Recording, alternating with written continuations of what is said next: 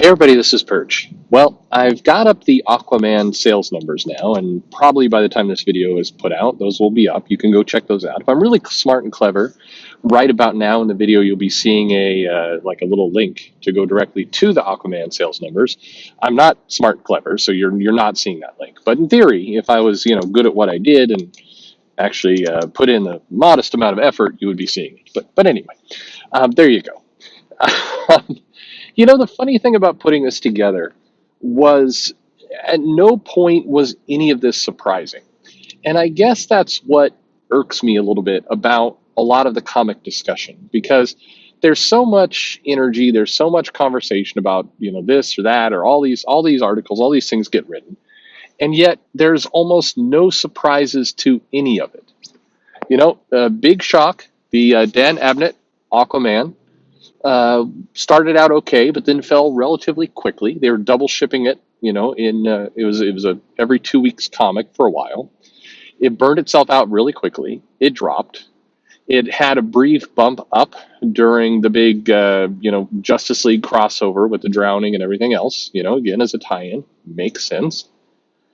And then Kelly Sue came onto the comic, and it lost whatever gains it had made from the drowning event, which was going to lose anyway. You could put any creator on there.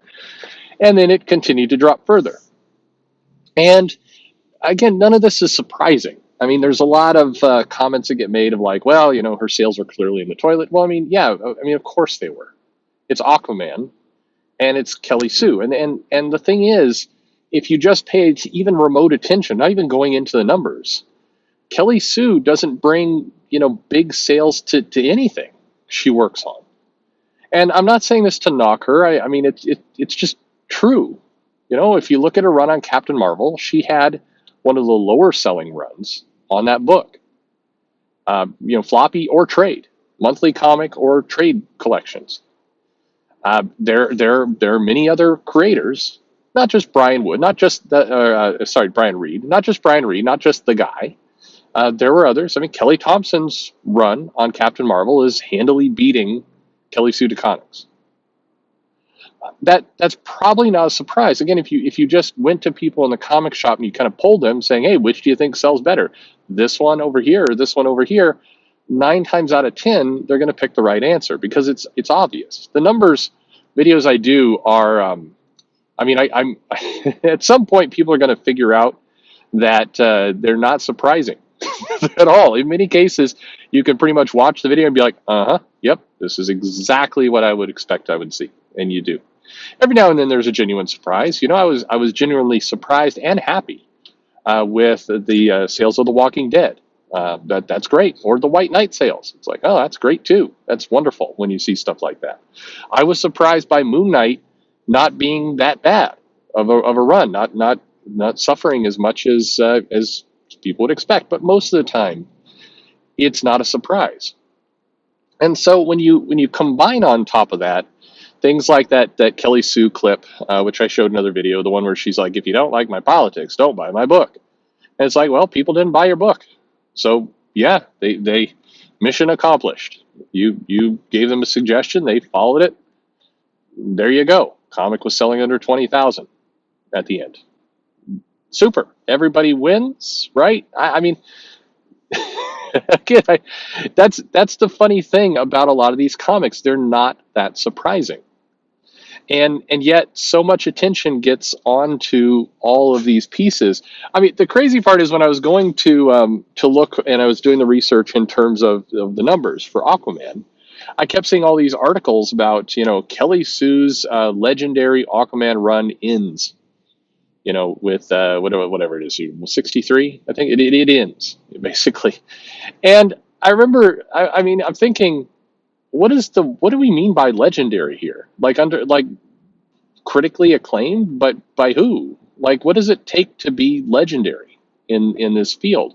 And why is it that certain creators get like the sci-fi interviews and get all these? Is it just because they've made friends? I know that. Kelly Sue and Matt Fraction did make friends when they were, shopping their shows and everything else. And so, they get profiled, but, none of these numbers support any of this. It's like, Brian Michael Bendis for his Superman runs got a lot of attention from Entertainment Weekly, and other sources like that, talking about how, one of the best comic runs of all time. Now, by what criteria? By sales? By, it can't be by history, because the comic is still brand new. It's still coming out, or it just concluded, rather. What do we mean? Here. I, who can tell?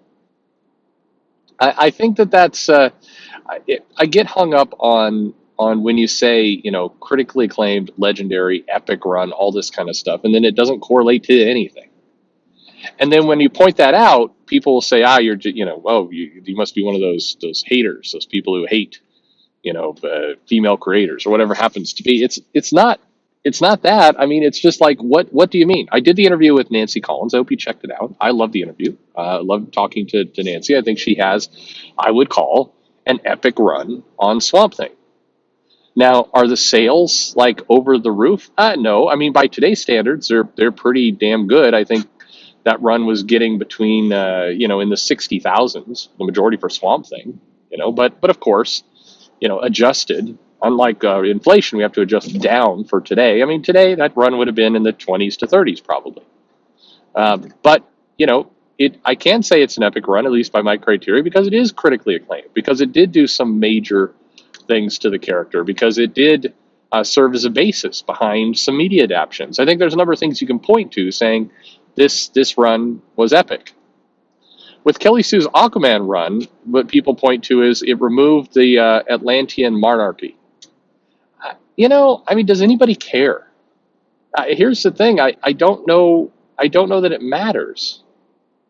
I mean, are there people out there like itching to really get into Atlantean political systems and the structure of their government? Is that a story anybody wants to see? And I think you can always prove, your detractors wrong by putting something out that does become, critically acclaimed and awesome. I don't think a lot of people were saying, I would really like to see the Vision in a suburban house with, a robot family. But Tom King made it work. He won some awards. It sold very well. It's a critically acclaimed, Vision series, either by sales or by awards or by people who are interested in the story. I think you can point to a number of those things. And I know a lot of people who listen to this right now despise Tom King, but you can point to that Vision series and say this was a solid, critically acclaimed run. I think you can do that. It's a legendary run. Sure, why not? Whatever word you want to use, but there's something you can point to. I don't think people were asking for this, but it was delivered and people liked it. He won them over, and the comic did well. By contrast, who was asking for Atlantean politics? Nobody was asking for this, and the comic didn't win anybody over. And I say that, here's where we can rely on sales. Like the numbers dropped consistently through that run. It was selling under 20,000 by the time it was done. People were not asking for this. People didn't want it. Now, I don't know why they left the book, if they left because they don't like Kelly Sue, or I think, frankly, more likely they left because it was Aquaman, and a book about Aquaman kind of losing his memory and then having to deal with the Atlantean politics was not interesting to people.